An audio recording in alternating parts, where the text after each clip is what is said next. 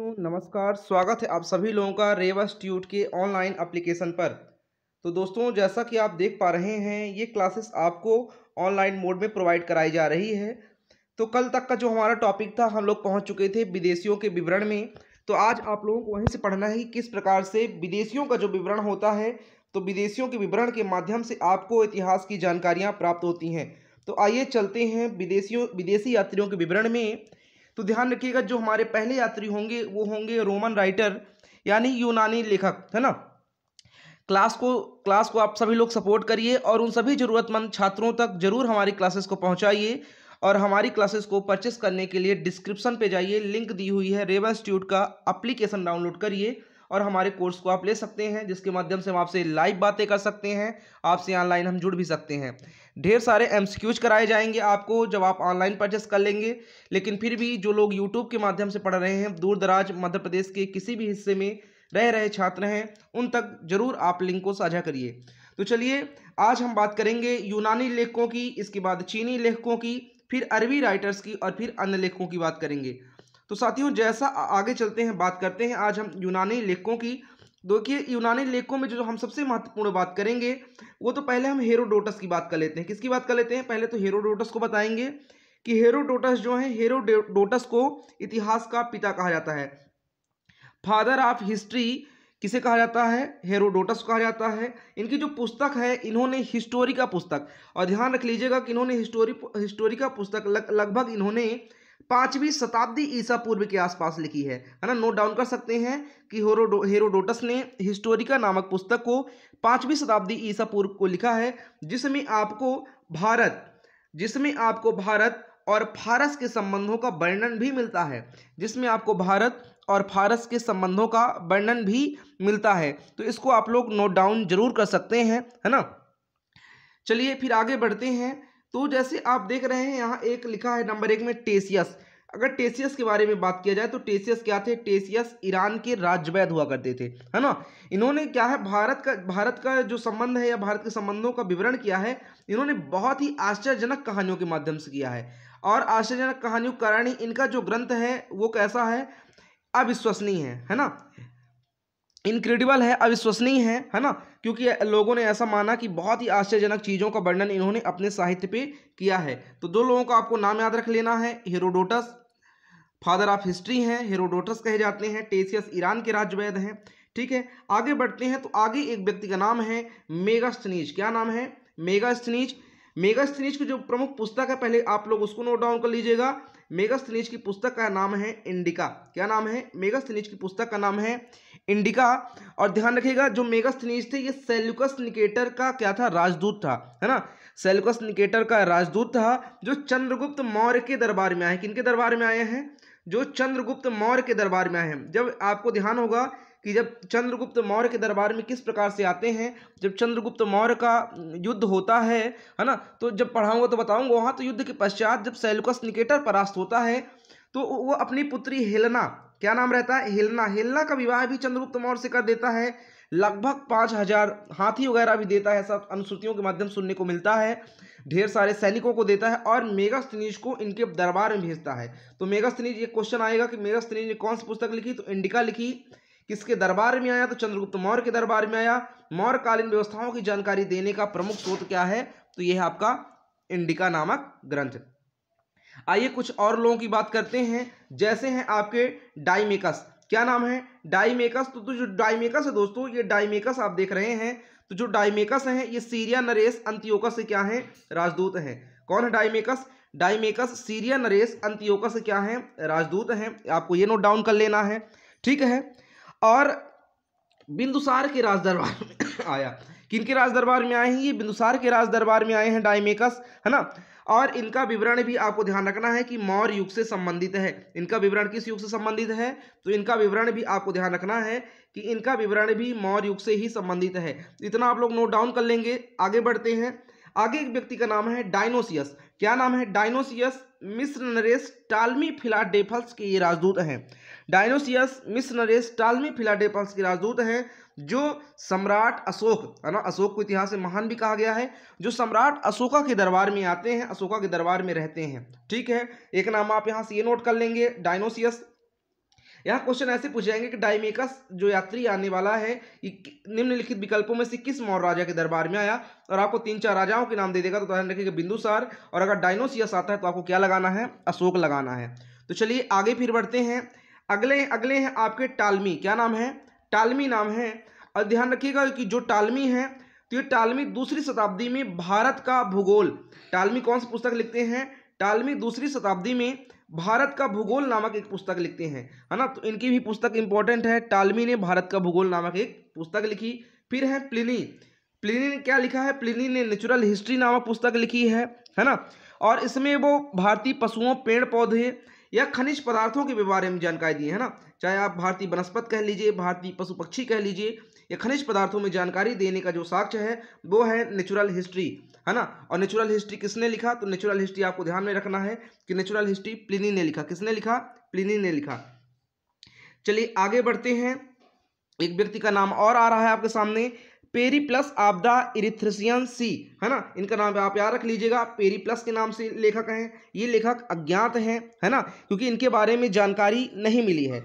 ऐसा माना जाता है कि लगभग 80 AD यानी 80 ईस्वी के आसपास दोस्तों हिंद महासागर की यात्रा पर यह व्यक्ति आया था, इसीलिए लिखा है भारतीय बंदरगाहों की जानकारी इसने दी, है ना। तो बताया गया कि जो यात्री है ये हिंद महासागर की यात्रा पर आया था, इसलिए इसने भारत के बंदरगाहों और बंदरगाहों पर व्यापार की जाने वाली, है ना, बंदरगाहों पर व्यापार की जाने वाली वस्तुओं के भी बारे में जानकारी इस व्यक्ति ने बताई है।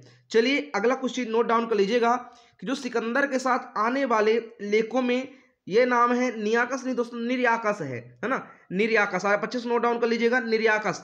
निर्याकस को सिकंदर का जल सेनापति भी कहा गया है, ध्यान रखिएगा, निर्याकस को सिकंदर का जल सेनापति भी कहा गया है। 2 व्यक्तियों का नाम और है, अनेसिक्रिस्टस और अरिस्टोबुलस, है ना, असिस्टोबुलस लिखा है, अरिस्टोबुलस हैं। इन दोनों व्यक्तियों ने सिकंदर की जीवनी को लिखा है, ठीक है, कभी कभी क्वेश्चन पूछ लेता है, ठीक है। चलिए फिर आगे बढ़ते हैं। तो ये रहा दोस्तों यूनानी लेखों में, जिसमें हमने बात किया टेसियस की, हमने बात की, हमने हेरोडोटस की बात की, हमने मेगास्थनीज की बात की, है ना, हमने डाइमेकस की बात की, और हमने डायनोसियस की बात की, प्लिनी की बात की, ठीक है। आगे बढ़ते हैं दोस्तों, और आगे बढ़ते हुए चीनी लेखकों की बात करते हैं। तो देखिए दोस्तों, जो चीनी लेखक की बात करेंगे तो चीनी लेखकों में प्रमुख आपसे फाहियान, सुंगयुंग, हेनसांग की बात करते हैं।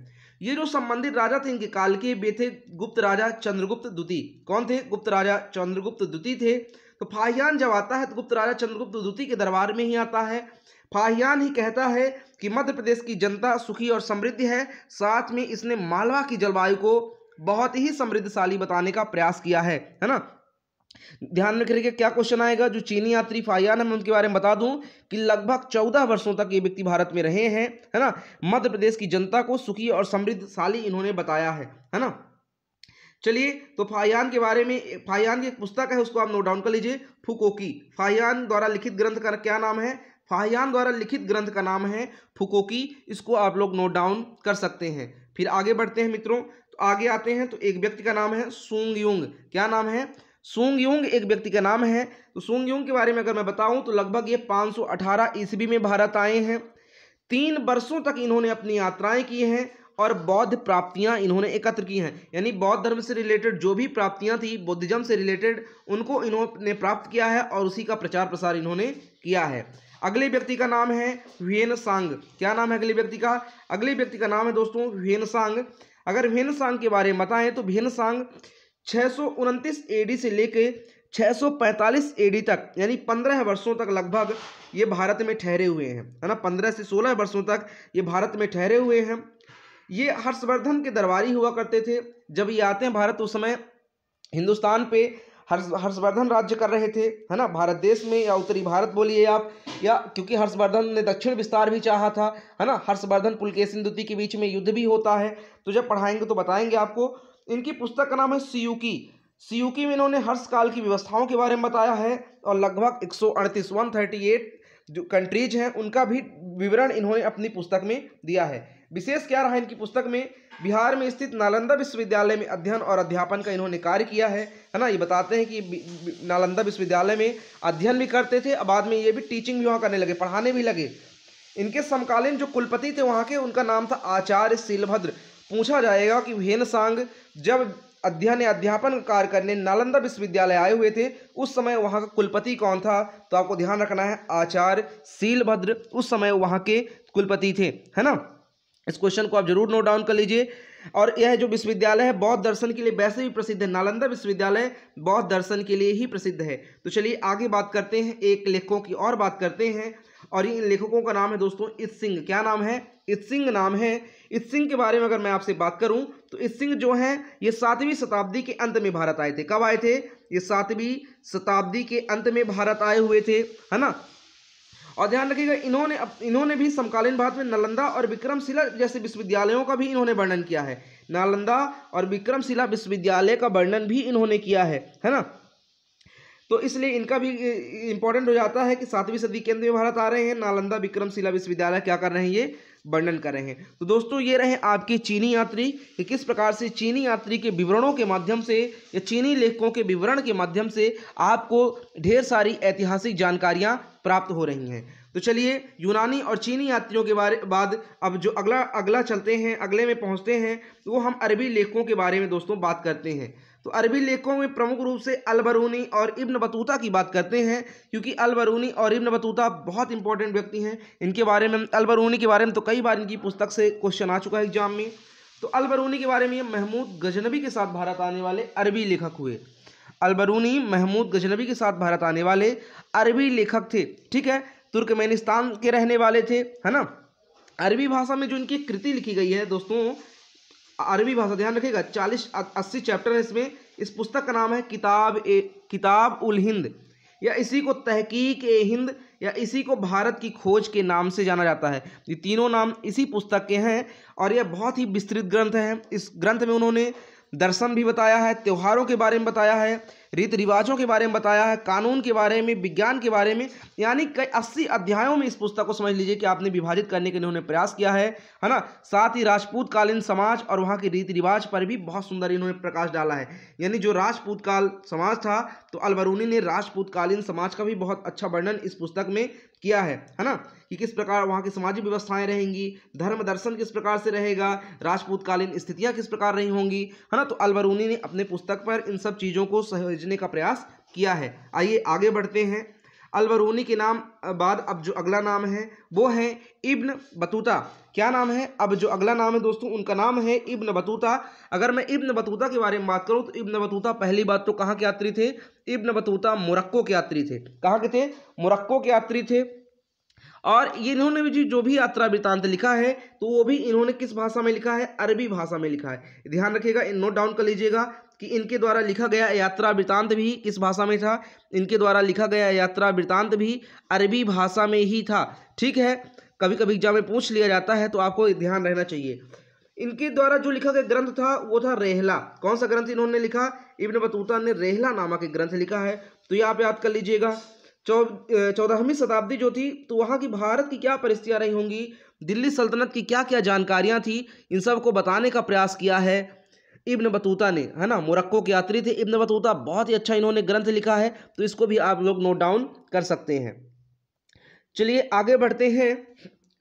तो एक चीज़ और ध्यान रखिएगा कि 1333 में मोहम्मद बिन तुगलक ने इब्न बतूता को दिल्ली का काजी यानी न्यायाधीश नियुक्त किया था, इसलिए इब्न बतूता और ज़्यादा इंपॉर्टेंट नाम हो जाते हैं, ठीक है। तो ये रहे आपके चीनी यात्रियों अरबी यात्रियों के बारे में। एक दो नाम और मैं आपको बताता चलता हूँ जो पीडीएफ में समाहित नहीं है, आप लोग नोट डाउन कर लीजिएगा। एक व्यक्ति का नाम है दोस्तों सुलेमान, है ना। पीडीएफ में समाहित नहीं है ये नाम, आप लोग नोट डाउन कर लीजिए। सुलेमान। सुलेमान क्या है कि ये 9वीं शताब्दी में भारत आते हैं। कब आते हैं? ये 9वीं शताब्दी में भारत आते हैं। और सुलेमान के बारे में इंपॉर्टेंट क्वेश्चन ये है कि सुलेमान जो है ये प्रतिहार शासक जो होते हैं, तो प्रतिहार शासकों के विषय में वर्णन करते हैं। इन व्यक्ति का नाम है सुलेमान, ये आप लोग नोट डाउन कर लीजिएगा। फिर एक व्यक्ति का नाम और नोट डाउन कर लीजिएगा। सुलेमान के बाद एक व्यक्ति का नाम है आलम सूदी, है ना।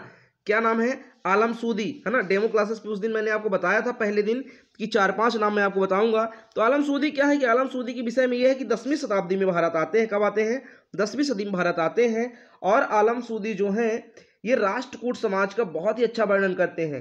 तो आलम सूदी किस समाज का वर्णन करते हैं? आलम सूदी राष्ट्रकूट समाज का वर्णन करते हैं। तो सुलेमान हो गए, आलम सूदी हो गए, अलबरूनी हो गए, इब्न बतूता हो गए, तो इनके माध्यम से आपको ऐतिहासिक जानकारियाँ मिलती हैं। ठीक है, तो चलिए आगे बढ़ते हैं। अब आगे बढ़ते हुए देखते हैं कुछ अन्य लेखक देख लेते हैं। जैसे कुछ अन्य लेखकों में नाम है, एक नाम है तारानाथ का। तारानाथ तिब्बती लेखक हुआ करते थे और इनकी पुस्तक का नाम है कंग्यूर, या इसे तंग्यूर के नाम से भी जाना जाता है। कभी कभी पूछ लिया जाता है कि तारानाथ के द्वारा लिखी गई पुस्तक का नाम क्या है ना। इन्होंने इस पुस्तक में इन्होंने भी भारतीय समाज के बारे में ही बताया है ना, कि भारतीय समाज का वर्णन भी इन्होंने इस पुस्तक में किया हुआ है। ठीक है, एक व्यक्ति का नाम है मार्को पोलो। बहुत अच्छा नाम है मार्को पोलो, क्योंकि मार्को पोलो पांड्य देश के इतिहास के बारे में जानकारी बताते हैं, है ना। 13वीं शताब्दी में पांड्य देश की इन्होंने यात्रा भी की है, यात्रा पे आए हुए थे। और जो आप चेर, चोल और पांड्य सुनते हैं, ये पांड्य राजाओं के बारे में भी बताते हैं मार्को पोलो। ठीक है, तो चलिए ये रहे आपके सभी लेखक के बारे में बात हो गई। अब आगे बढ़ते हैं दोस्तों। तो आगे अब जो जानकारी मिलेगी वो पुरातत्व संबंधी साक्ष्यों के माध्यम से मिलेगी, यानी जो अब आपका आर्कोलॉजिकल सोर्स है उसके माध्यम से आपको जानकारियां मिलेंगी। तो सबसे पहले आर्कोलॉजिकल सोर्स में दोस्तों ध्यान रखिएगा अभिलेख। किसके माध्यम से? अभिलेख। तो अभिलेख के बारे में आपको कुछ क्वेश्चन बताते हुए चलता हूं, है ना। फिर इसी प्रकार स्तंभ लेख से बताऊंगा, सिक्कों से बताऊंगा, और जो चीज़ पीडीएफ में समाहित नहीं दोस्तों, बार बार आपसे कहूंगा कि आप लोग उसको नोट डाउन जरूर करते रहिए। तो पहले 2-4 क्वेश्चन अभिलेखों से आपको बता देते हैं, फिर आपको बताते हैं कि प्रमुख राजाओं के द्वारा लिखित वो कौन कौन से अभिलेख थे, या किन किन उन अभिलेखों से किस राजाओं के बारे में जानकारी मिलती है। तो पहला क्वेश्चन देखिए कि अभिलेखों के अध्ययन क्या कहा जाता है ना। तो अभिलेखों के अध्ययन को एपिग्राफी के नाम जाना जाता है ना। Study of script is called epigraphy, है ना। तो इसको नोट डाउन कर लीजिएगा, एपिग्राफी, या इसे ही लेखा शास्त्र कहा जाता है। क्या कहा जाता है? अभिलेखों के अध्ययन को लेखा शास्त्र कहा जाता है ना। अगर मैं अभिलेखों के बारे में बात करूं तो जो सबसे प्राचीन हमारा अभिलेख है उसका नाम है बोगाचकोई अभिलेख। कौन सा? बोगाचकोई अभिलेख मध्य एशिया से प्राप्त हुआ था, जिसमें विभिन्न देवी देवताओं के बारे में, चाहे इंद्र हो, अरुण हो, वरुण हो, मित्र हो, इन देवी देवताओं के बारे में जानकारी प्राप्त हुई है। अगर पूछा जाएगा कि आरंभिक अभिलेख किस भाषाओं में लिखे हैं दोस्तों, तो आरंभिक अभिलेख आपके प्राकृत भाषा में लिखे हुए हैं, है ना। 3री शताब्दी से चालू हुए हैं, लेकिन आगे चलकर अभिलेखों में आपको एक और भाषा मिलने लगी जो संस्कृत भाषा कहलाती है। अभिलेखों में 2री सदी से संस्कृत भाषा मिलने लगी और 4वीं और 5वीं सदी में संस्कृत का व्यापक प्रयोग किया जाने लगा। तो ये आप लोग ध्यान में रख लीजिएगा, ठीक है। और वो अभिलेख जो पुराने अभिलेख होते हैं, प्राचीन तिथियों का अध्ययन किया जाता है, उन्हें पुरालिपिशास्त्र यानी पैलियोग्राफी बोला जाता है। तो अभिलेखों में ये चीज़ पीडीएफ में नहीं समाहित थी, उनको भी मैंने अभिलेख से बता दिया। तो अभिलेखों से ये क्वेश्चन आप लोग ले लीजिएगा। आइए दोस्तों कुछ महत्वपूर्ण अभिलेखों के बारे में बात करते हैं कि वो महत्वपूर्ण हमारे कौन से अभिलेख हैं और हमें किन राजाओं के बारे में जानकारियाँ प्रदान कर रहे हैं। इसके पहले 2 लिपि मैं आपको बता देता हूँ जो अभिलेखों में प्रयुक्त की जाती हैं। एक लिपि होती है ब्राह्मी लिपि और एक लिपि होती है आपकी खरोष्ठी लिपि, है ना। ब्राह्मी और खरोष्ठी। अशोक के जो अधिकतर अभिलेख है उनमें ब्राह्मी लिपियों का प्रयोग किया गया है ना। कुछ हैं ऐसे जो जिनमें खरोष्ठी लिपि का प्रयोग किया गया है, लेकिन वो बहुत कम है। इसलिए अशोक के अधिकतर जो अभिलेख हैं, शिलालेख हैं, उसमें ब्राह्मी लिपि का ही प्रयोग किया गया है। जो ब्राह्मी लिपि होती है, ध्यान रखिए कि ये बाएं से दाएं, है ना, लेफ्ट टू राइट लिखी जाती हैं, और जो खरोष्ठी लिपि है ये राइट टू लेफ्ट लिखी जाती हैं, यानी दाएं से बाएं की तरफ लिखी जाती हैं। ठीक है, तो ये दो लिपियां यहाँ पे नोट डाउन कर लीजिएगा अपनी रफ कॉपी में कि अशोक के जो शिलालेख है उनमें अधिकतर ब्राह्मी लिपि का प्रयोग किया गया है ना।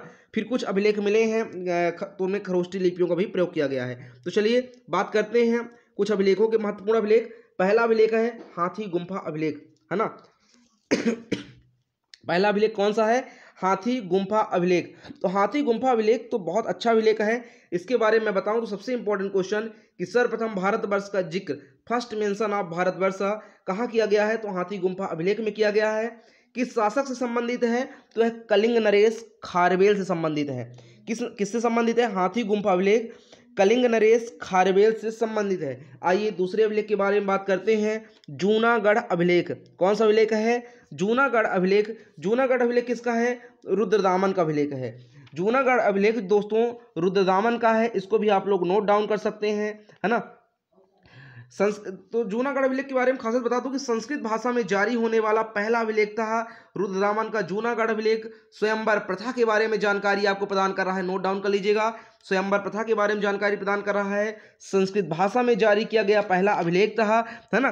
तो इसको भी आप लोग नोट डाउन कर सकते हैं, क्योंकि अभिलेखों के माध्यम से भी हमें बहुत सारी जानकारियां मिलती हैं, है ना, जो आपको आर्कियोलॉजिकल सोर्स बता रहे हैं। तो भारतीय पुरातत्व शास्त्र जो था, इसके पितामह अलेक्जेंडर कनिंघम कहे जाते थे। जब सिंधु घाटी सभ्यता में आपको पढ़ाऊंगा तो एक बार फिर अलेक्जेंडर कनिंघम का मैं आपको उल्लेख करता हुआ आगे की ओर बढ़ता चलूंगा। ठीक है, फिर अगले अभिलेख की बात करते हैं। तो एक अभिलेख का नाम है नासिक अभिलेख गौतमी बालश्री का अभिलेख है। क्या नाम है? नासिक अभिलेख गौतमी बालश्री। इसको भी आप लोग नोट डाउन कर लीजिएगा। ठीक है, आगे बढ़ते हैं। तो प्रयाग प्रशस्ति, प्रयाग प्रशस्ति किस शासक संबंधित? समुद्रगुप्त से। विशेष में लिखना हो तो लिख सकते हैं कि जो प्रयाग प्रशस्ति का लेखक था उसका नाम था हरिसेन। क्या था? प्रयाग प्रशस्ति का लेखक हरिसेन हुआ। फिर है एहोल अभिलेख। एहोल अभिलेख है पुलकेशियन द्वितीय का। कौन सा अभिलेख? पुलकेशियन द्वितीय का है एहोल अभिलेख, पुलकेशियन द्वितीय का है। इसको भी आप लोग नोट डाउन कर लीजिएगा। फिर है मंदसौर अभिलेख। मंदसौर अभिलेख मालवा नरेश यशोवर्मन संबंधित है और सर्वप्रथम रेशम बुनकरों की जानकारी देने वाला अभिलेख कहा गया है आपका मंदसौर अभिलेख, जो मालवा नरेश यशोवर्मन से भी ही संबंधित है। चलिए कुछ और अभिलेखों की बात करते हैं। जैसे आप देखिए 12 अभिलेख में एकदम इसमें लिखा हुआ है, ध्यान रखिएगा दोस्तों। बहुत अच्छा कॉन्सेप्ट है, बहुत अच्छा समझ में आएगा। आप लोग वीडियो को 1 से 2 बार जरूर देखने का प्रयास करें, है ना। अगर इतिहास को आप बहुत अच्छे रोचक तरीके से पढ़ेंगे तो आपको बेहतरीन समझ में आएगी, है ना। और फिर अगर आप तैयारी कर रहे हैं तो जब इतिहास ही नहीं पढ़ा तो फिर आपने क्या ही पढ़ा, है ना। तो इतिहास इसीलिए पढ़िए, इतिहास का बहुत अच्छा योगदान है ना। क्योंकि बिना इतिहास जाने आप जीवन में कोई भी चीज़ को नहीं जान सकते हैं। क्योंकि जीवन में किसी भी प्रकार के समाज को जानना है, सबसे पहले आपको ऐतिहासिक घटनाओं का अध्ययन जरूर करना पड़ेगा। तो चलिए, एक अभिलेख है ग्वालियर अभिलेख। ग्वालियर अभिलेख प्रतिहार नरेश भोज का है। किसका है? ग्वालियर अभिलेख जो है प्रतिहार नरेश भोज का है। इसको भी आप लोग नोट डाउन कर लीजिएगा। भीतरी या जूनागढ़ अभिलेख। तो भीतरी या जूनागढ़ अभिलेख जो है स्कंदगुप्त का है। भारत में होने वाले जो सबसे पहले हूण आक्रमण की जानकारी देता है। तो हूण आक्रमण की जानकारी देने वाला जो अभिलेख है इसका नाम है भीतरी या जूनागढ़ अभिलेख। ठीक है, फिर एक देवपाड़ा अभिलेख है। बंगाल के शासक हुआ करते थे विजयसेन, तो विजयसेन का है देवपाड़ा अभिलेख। फिर एक अभिलेख के बारे में और मैं आपसे बात करता हूं, बहुत इंपॉर्टेंट है, स्टार लगा लीजिएगा, बेसनगर अभिलेख। तो बेसनगर जो अभिलेख है, पहली बात तो हेलियोडोरस का है। हेलियोडोरस मध्य भारत में क्या होते हैं कि भागवत धर्म से प्रभावित हो जाते हैं, है ना। भागवत धर्म से प्रभावित, जब बता दूं आपको कि जब शुंग वंश का राज्य चल रहा था तो शुंग वंश के 9वें राजा हुआ करते थे। कौन से नंबर के? शुंग वंश के 9वें राजा हुआ करते थे और राजा का नाम था राजा भागभद्र। तो राजा भागभद्र के दरबार में दोस्तों हेलियोडोरस आता है और भागवत धर्म उस समय अपने चरमोत्कर्ष पर था, है ना। भागवत धर्म से प्रभावित होते हैं, गरुड़ स्तंभ की स्थापना करते हैं। इसी गरुड़ स्तंभ की स्थापना विदिशा में करते हैं, चूंकि इसीलिए इसको खाम बाबा का अभिलेख भी कहा जाता है। तो इसके नाम हो गए बेसनगर अभिलेख, गरुड़ अभिलेख या खाम बाबा का अभिलेख। स्थापना कहाँ होती है? विदिशा में होती है। करने वाले व्यक्ति का क्या नाम रहता है? हेलियोडोरस रहते हैं। हेलियोडोरस शुंग वंश के 9वें राजा भागभद्र के दरबार में आते हैं। तो ये क्वेश्चन आप लोगों से बन जाएगा। शुंग वंश के 9वें राजा भागभद्र जरूर नोट डाउन कर लीजिएगा। फिर आगे बढ़ते हुए आगे चलते हैं, है ना। एहोल अभिलेख हो गया आपका पुलकेशियन द्वितीय का है, उसको भी आप लोग नोट डाउन कर लीजिएगा। चलिए आगे बढ़ते हैं। अगला जो अभिलेख है वो है एरण अभिलेख। कौन सा अभिलेख है? एरण अभिलेख। एरण आपका कहाँ पड़ता है? सागर, है ना। एरण सागर को गुप्त शासकों का स्वभोग नगर भी कहा गया है। भानुगुप्त का अभिलेख है एरण सागर। बताऊंगा भी कैसे। सती प्रथा का पहला लिखित साक्ष्य जो मिला है वह आपको इसी अभिलेख में मिला है। यानी एरण सागर जो अभिलेख है इसमें सती प्रथा का पहला साक्ष्य मिला है, क्योंकि भानुगुप्त का जो मित्र था गोपराज, उसकी पत्नी सती हो गई थी। इस कारण से सती प्रथा की जानकारी देने वाला जो पहला अभिलेख है उसका नाम है एरण अभिलेख। फिर बोगाच कोई अभिलेख के बारे में बता ही दिया हूं कि मध्य एशिया का अभिलेख है। वैदिक देवता इंद्र मित्र वरुण आदि सभी देवी देवताओं का इसमें क्या है? इसमें सभी देवी देवताओं का उल्लेख मिलता है। ठीक है, कुछ अभिलेख और सिक्के भी प्राप्त हुए। जैसे समुद्रगुप्त के सिक्कों में तो अक्सर बीणा बजाते हुए दिखाया गया है, तो इस बात का वो प्रतीक है कि समुद्रगुप्त बीणा बजा संगीत प्रेमी हुआ करता था, बीणा बजाता था। तो इसी प्रकार से आपको अभिलेखों से भी ढेर सारी जानकारी मिलती है कि किस प्रकार। कुछ ये आप अभिलेख देखिए, जैसे ये बने हुए हैं, कुछ आप शिलाओं पे देख रहे हैं, अक्सर ये बने हुए हैं, है ना। तो इनको आप देखते हुए आगे चलिए, है ना। ये चित्र देख लीजिए, है ना। जैसे आप देखते हैं खजुराहो वगैरह अक्सर गए होंगे, तो खजुराहो में बहुत सारे पत्थरों के बने हुए आपको चित्र मिलेंगे, है ना। खजुराहो को पत्थर पर तराशी हुई नगरी भी कहा जाता है ना। पूछा जाएगा एमपी में कि पत्थर पर तराशी हुई नगरी किसे कहा जाता है, तो पत्थर पर तराशी नगरी खजुराहो को कहा जाता है ना। सांस्कृतिक बहुत अच्छा जगह है, सांस्कृतिक धरोहर की बहुत सारी चीज़ें हैं वहाँ, तो आप लोग जाके देख सकते हैं। अब आइए बात करते हैं सिक्कों पर, है ना, यानी क्वाइंस की बात करते हैं। कि पहली बात तो जो सिक्के हैं, तो सिक्कों के माध्यम से भी आपको ऐतिहासिक जानकारियाँ प्राप्त होती हैं, है ना। सिक्कों का भी बहुत अच्छा स्थान है। तो ध्यान रखिए दोस्तों, जो सिक्का है, तो सिक्के के पहली बात अध्ययन को, study of coins is called numismatics. ध्यान रखिएगा, इसको नोट डाउन कर लीजिएगा। न्यूमिस्मैटिक कहा जाता है सिक्कों के अध्ययन को, न्यूमिस्मैटिक कहा जाता है, मुद्रा शास्त्र कहा जाता है ना। तो मुद्रा या बनावट के आधार पर जो सिक्के होते थे, ये आप देख रहे हैं, इन सिक्कों के माध्यम से भी आपको इतिहास की जानकारियां प्राप्त होती। क्या होता था कि सिक्कों के पीछे कोई भी राजा महाराजा जो राज्य कर रहे होते थे, वो अपने चित्र को उकेर देते थे, है ना। जैसे समुद्रगुप्त की बीड़ा बजाती हुई मुद्रा मिली, यानी बताया गया कि संगीत प्रेमी था।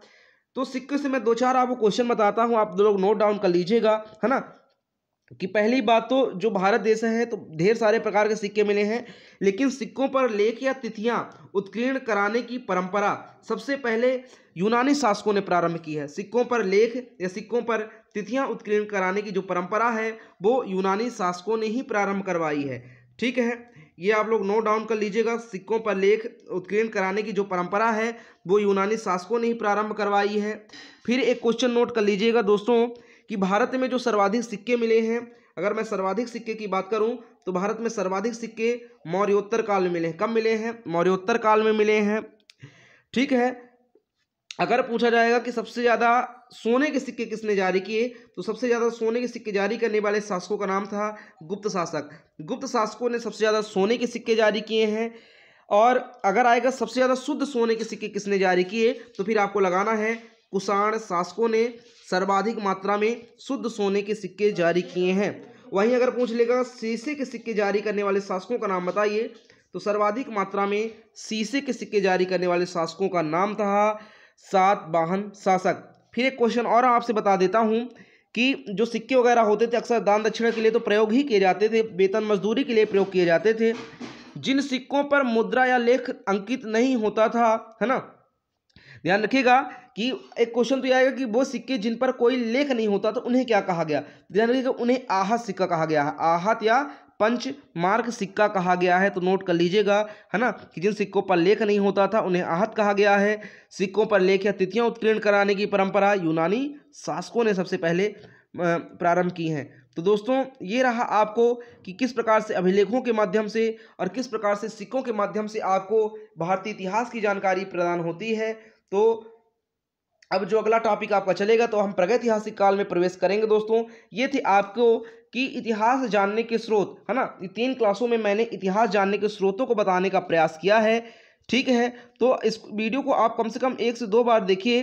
प्राचीन सिक्कों को कसारपण के नाम से भी जाना गया है, तो आप लोग उसको भी नोट डाउन कर सकते हैं, है ना। और एक जगह है अरिकमेडु, पौंडुचेरी के निकट है, वहाँ से रोमन सिक्के प्राप्त हुए हैं, है ना। तो वहाँ से रोमन सिक्के प्राप्त हुए, आप उसको भी नोट डाउन कर सकते हैं। जैसे ये लिखा है सबसे पहले म्यांमार वगैरह लिखा है, तो आप लोग इस पीडीएफ को देख लीजिएगा। सबसे पहले भारत के संबंध बर्मा यानी सुवर्ण भूमि वर्तमान में म्यांमार में है। मलाया को स्वर्णद्वीप कहा जाता था, कंबोडिया को कम्बोज और जावा को यवन द्वीप, है ना। तो यहाँ से भी ढेर सारे सिक्के वगैरह प्राप्त हुए हैं। तो आज के लिए आपकी पीडीएफ यहीं तक बढ़िया से डिजाइन की गई है ना। अरिकमेडु, पौंडुचेरी के निकट रोमन सिक्के प्राप्त हुए हैं, इनको भी आप लोग नोट डाउन कर सकते हैं। दोस्तों, इतिहास आपका बड़ा ही रोमांचक सब्जेक्ट है। अगर आप मन लगा के पढ़ेंगे तो बहुत बेहतरीन समझ में आएगा। जब एग्जाम में नंबर ऑफ क्वेश्चन ढेर सारे आते हैं, तो आप लोग जरूर इसको सॉल्व कर लेते हैं। ढेर सारे एमसीक्यू का प्रैक्टिस हम कराते हैं अपने बैच में, है ना। तो बैच की गारंटी तो हमारी। अगर आपने बैच को परचेस किया है, रेबा इंस्टीट्यूट पे जाकर डिस्क्रिप्शन बॉक्स में जाइए, रेबा इंस्टीट्यूट एप्लीकेशन ऐप डाउनलोड करिए, वहाँ से हमारे बैच को जरूर परचेस कर लीजिए। आपको इतिहास, आप किसी भी एग्जाम की तैयारी कर रहे हैं, चाहे आप MPPSC की तैयारी कर रहे हों, चाहे आप SSC या SI की तैयारी कर रहे हों, आप वनडे एग्जाम से या व्यापम की तैयारी कर रहे हों, हर एग्जाम में इतिहास से क्वेश्चन पूछे जाते हैं और आपको बहुत ही मदद मिलेगी इतिहास को पढ़ने में। तो चलिए दोस्तों, आज की क्लासेस हमारी यहीं तक है। उम्मीद करता हूं कि आपको बहुत अच्छे तरीके से समझ में आया होगा। मिलते हैं अपनी अगली क्लास में, तब आपसे ढेर सारी बातें होंगी। तब तक स्वस्थ रहिए, मस्त रहिए और पढ़ाई करते रहिए, है ना। क्योंकि बिना पढ़े तो कुछ होने वाला नहीं है। तो बढ़िया से पढ़ाई करते रहिए, है ना। जो जितना ज़्यादा तपेगा दोस्तों उतना ही ज़्यादा लास्ट में निखरेगा और चमकेगा, ठीक है। इसलिए कभी अपने संघर्ष को छोटा मत समझिए, संघर्ष बढ़िया करिए, है ना। एक जुनून बढ़िया पैदा करिए और लग जाइए एग्जाम को क्रैक करने में। Thank you so much. आज के लिए बहुत बहुत धन्यवाद।